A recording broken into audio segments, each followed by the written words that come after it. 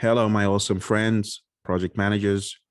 You know, you've read chapter 6 in the PMBOK guide, and in chapter 6, 6.1 to be precise, you see the output activity attributes. So I wanted to put a face to the name. This is what it looks like.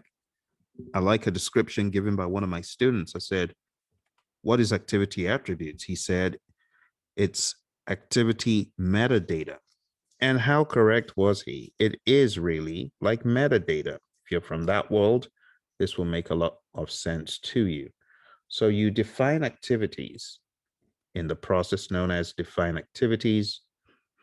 You get an activity list, but you also could go to the next level, which is creating activity attributes and also a milestone list.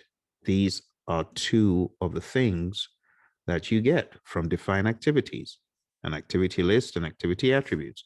So when you take a look at activity attributes, you see we've got various sub parameters here. We've got who is responsible for the task, which resources are assigned to the task, what is a predecessor, what is a successor, what is the activity type, what is the location that this task will take place at, what are the assumptions and constraints. You see, it's a boatload of stuff.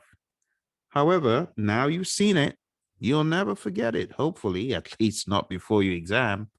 So this, my friends, is activity attributes. It's a further description to expand upon the activity. I hope this helps you. I'll see you in the next episode. Bye.